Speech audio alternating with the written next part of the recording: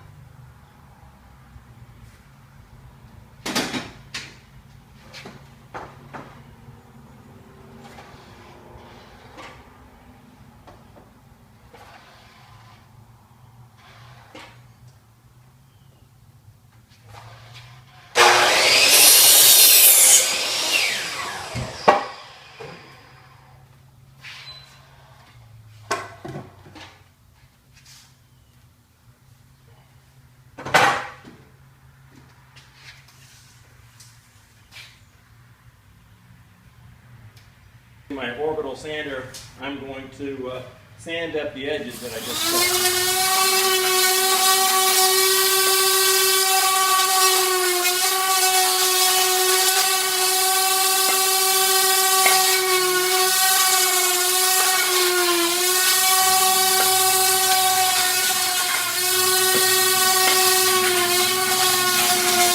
The whole bench is held together with these 3/4 inch hardwood dowels. So I'm going to have to drill some 3/4 inch holes in each one of the slats. Each one will be 6 inches in from the end on both sides. So I'm going to use a drill press for this. You can use a hand drill, but I'm going to use this. I rigged up a little jig here, so all I have to do is place the 2x4 in here, square it up, and punch the hole.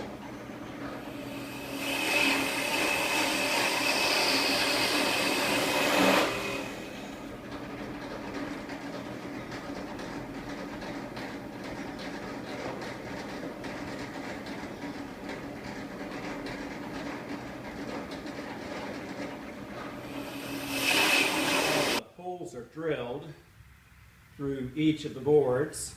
I'm going to go ahead and put a coat of paint on it, because these things, when they're installed, they're going to be spaced 1/4 inch apart, and it would be kind of difficult to get paint in there if I don't do it beforehand. I've chosen a Valspar paint. It's going to be a very deep green that'll go good with the garden. As I said, it's a green. I think this is Jack's favorite color.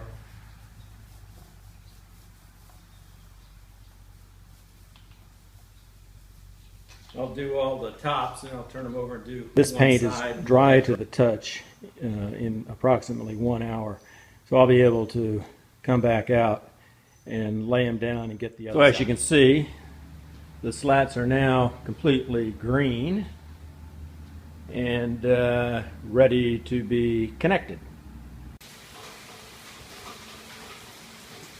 The next step is going to be to weave each of these 2x4s onto the dowels, which I have cut at 16 inches long, which should be, if I do this properly, a 1/2 inch oversized, which I can trim off after I'm finished. But before I weave these through here, I'm going to make a 1/4 inch spacer that I can use to put these on one at a time. And since I don't have any stock that's a 1/4 inch thick, I'm going to have to cut one on the table saw out of a 2x4.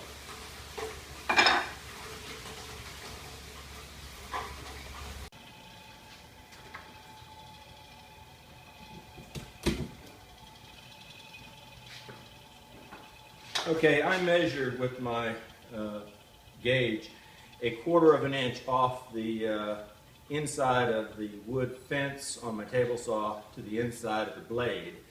And what I'm going to attempt to do is to rip a 1/4 inch piece of this scrap piece of 2x4 to use for my spacer. So I'm going to now turn on my dust collector and my saw and begin.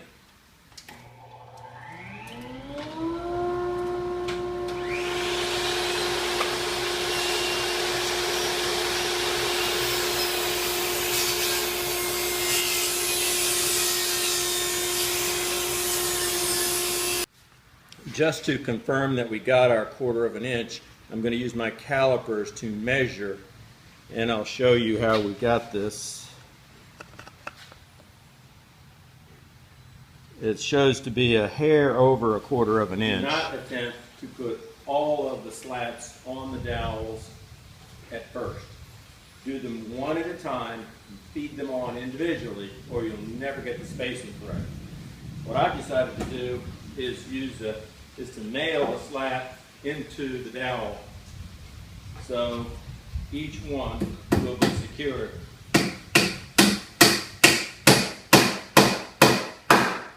This will be the bottom side, and I'll just touch this up with paint when I'm done. I'm using a 2-inch long nail with a that's galvanized coated.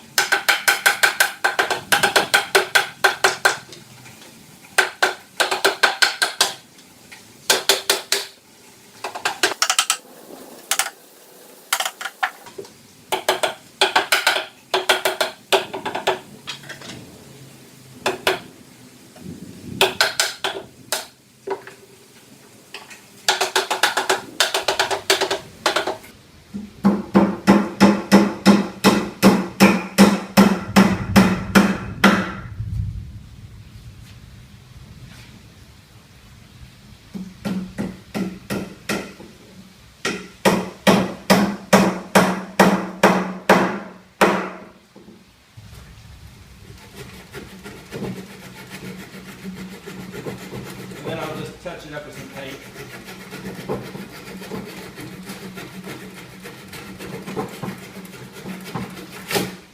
There we go. Now we need to cut the end caps. It'll go right here. 15.5. 15.5.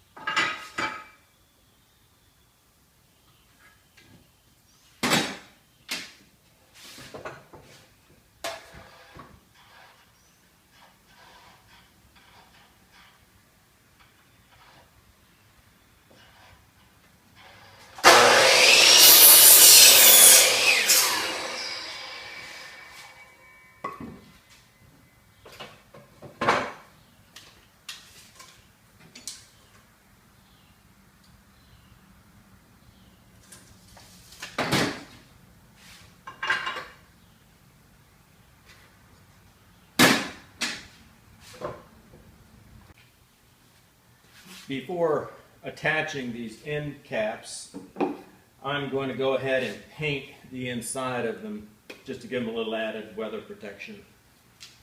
So I've got my paint right here, and we'll just apply it to it.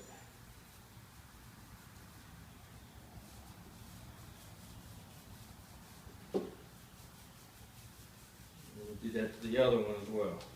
While the paint is drying, I'm going to start cutting the pieces to make the base. The first piece I'm going to need is the 27.5 inch portion that straddles between the two base legs.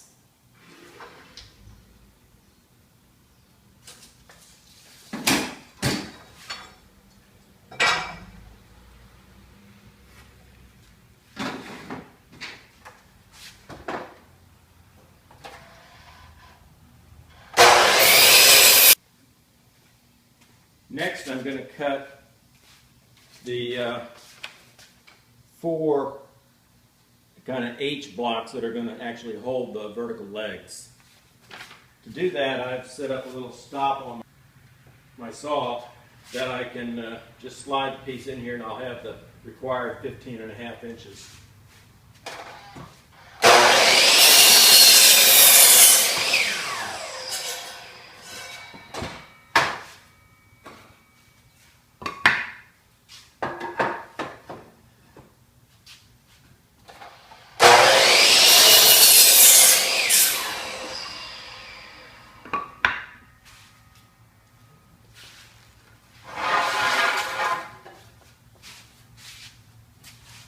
I've moved my stop in to 12.5 inches from the blade so I can cut the actual vertical legs. I need 4 of these.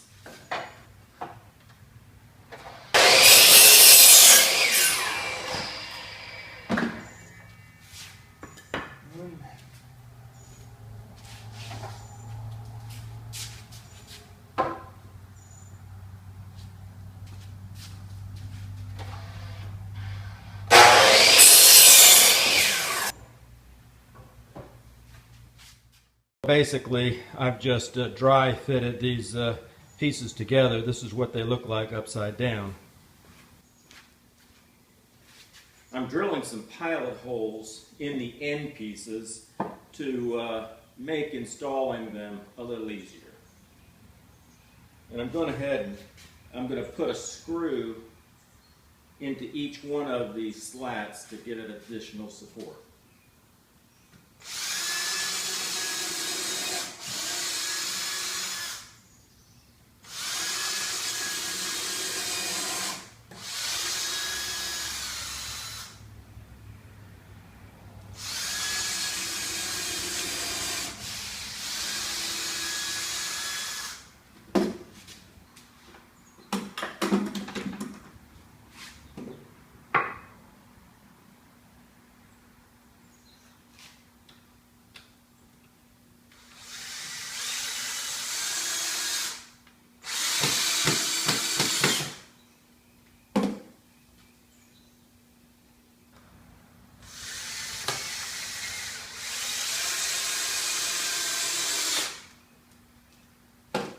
Okay, I have dry fitted or assembled the bottom leg assembly to the top, and I'm going to attach these with some pocket screws. So I just wanted to lay it out here so that I could mark off those locations for drilling.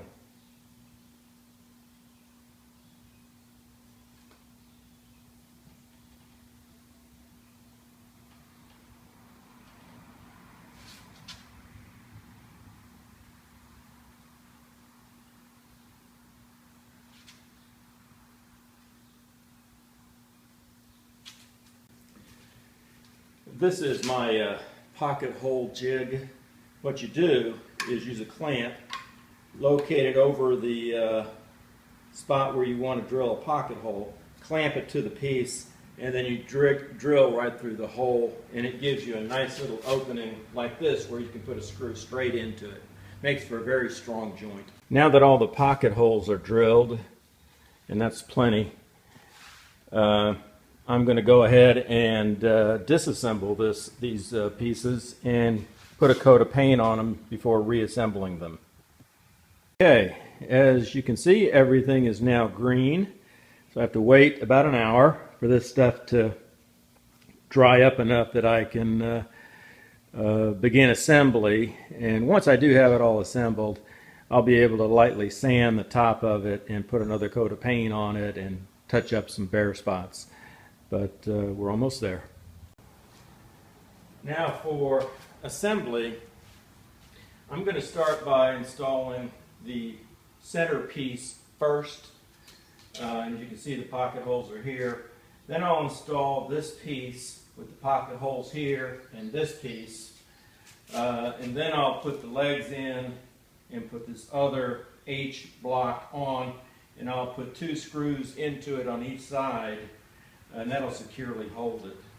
For this assembly, I'm using a 2.5-inch pocket screw, and it has a square head on it and a square headed bit.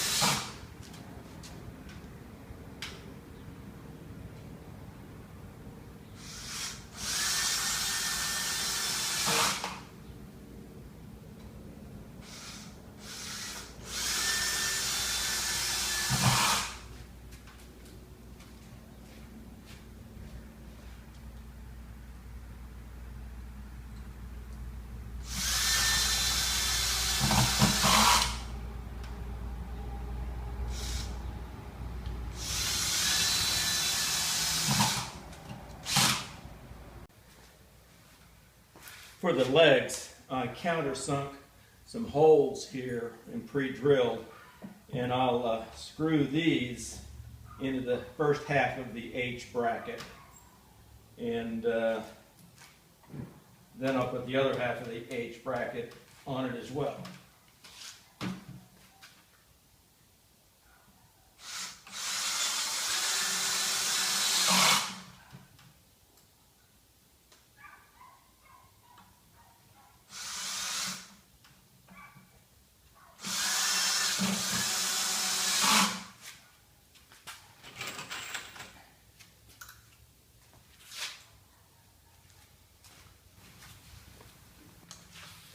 Almost there.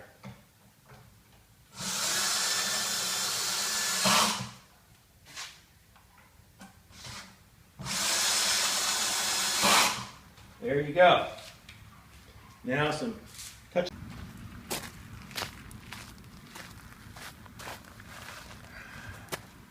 And there you have it, a garden bench.